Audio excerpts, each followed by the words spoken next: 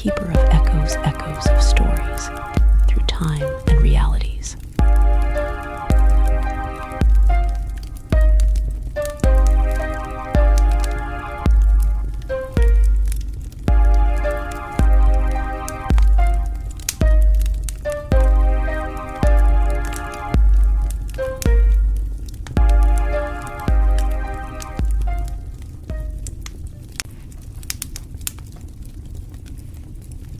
Gather close, travelers. Closer now. The night's grown gentle, and the stars are in a listening mood. I am Thalen Ortis, keeper of echoes, teller of things forgotten by most, but not by the fire. Tonight, I'll tell you the tale of two boys from a valley far from here. Two hearts, born of the same laughter, bound together tighter than blood. This is a story of courage, friendship, and of what waits beyond the last road.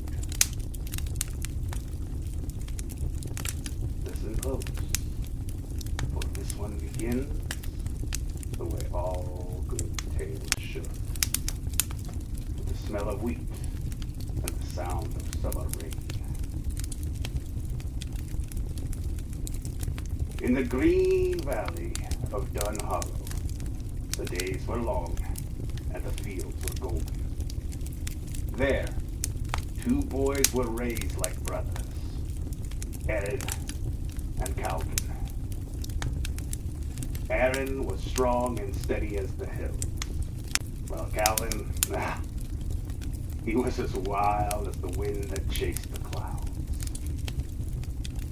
Together they tore through the fields, sword fighting with sticks, racing crows, and daring the river to take. When the rain came, they'd lie in the barn loft, listening to the thunder and swearing they'd never grow apart. And they worked, milking cows, mending fences. They'd make games of it, swinging hammers like knight's blades, dreaming of dragons that might one day find their sleepy little town. No crowns, no prophecies, just two boys, and a promise that no matter where the road led, they'd walk it together. Then, one summer, thunder rolled different, and the mountains growled back. From the storm came a beast, no dragon of storybooks, but a twisted thing born of hunger and lightning, scales black as burnt earth, eyes like lanterns drowning in oil. It came down from the high passes, and the men of Dun Hollow fled before it. Fields burned, barns shattered, and the river turned red with the light of its fire. But the boys, they stayed. Aaron and Calvin looked at the monster and saw not doom, but a dare. They raided their father's tool shed, took a pitchfork, wrapped it in chains, lashed a plowshare to a broom handle, and called it a spear. They lured the worm to the old grain silo, poured lamp oil down its throat, and when its head came close enough to strike, they lit the torch. The roar shook the valley. When the smoke cleared, the beast was gone, and Dun Hollow stood, scarred, but alive. The men called it luck. The mothers baked loaves and men. And the two boys, they just laughed. For heroes, you see, never think themselves heroic. The next spring brought floods. The river swelled with the melt of 10 mountains. A child slipped, and Calden leapt in without a thought. Same wild courage that once slew a beast. He saved the child, but the river took him. Eren searched for days, 7 to be exact, calling his name until his throat broke. He found only the boy's cloak caught on a branch, and the river carried the rest to the sea. After that, Dun Hollow was quieter, and Eren, he grew strong, tall, and kind. But hollow. Like the world had turned down its brightness by half.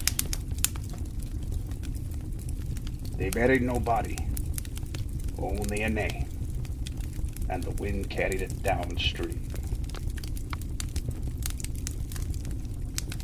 Years passed. Seasons forgot his name. Until one night, a winter's eve, Eren woke up to a knock on his door. There stood Calden, not aged a day. Same crooked grin, same spark in his eyes. "I found the road, Eren," he said. "Come see where it leads."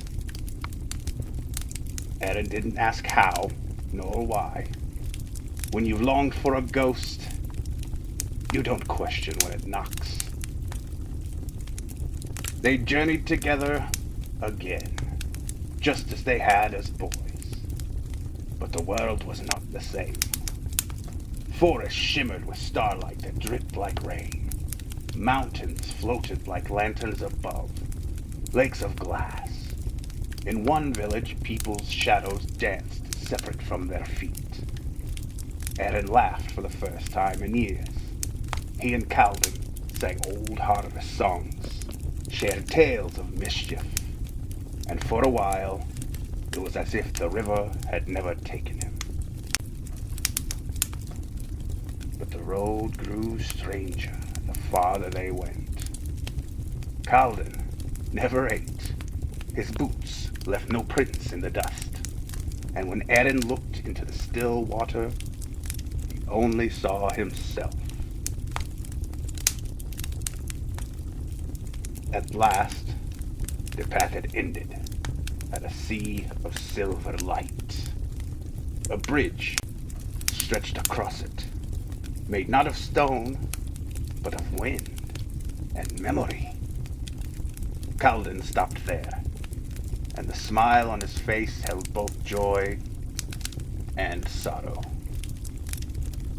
"This is where I stop," he said, "and this is where you turn back." Eren looked down, saw his own hands fading like morning mist. He understood then. The journey hadn't been a return. It was a farewell. He had died days ago, and Calden had come to walk him home. They stood in silence, two friends who saved each other more times than they could count. Then Eren laughed through his tears and said, "You always did hate to walk alone." Together they crossed the bridge into the dawn that never ends. And so the two sons of Dun Hollow found their peace. The villagers still tell the story. They say on certain nights, the wheat fields glow in a gold moonlight, and laughter rides the winds. Two voices chasing each other towards the stars. Remember this, traveler. Friendship does not end at the grave. The truest bond is not of flesh or name, but of souls that refuse to walk alone. Even beyond the veil, a friend will always find you.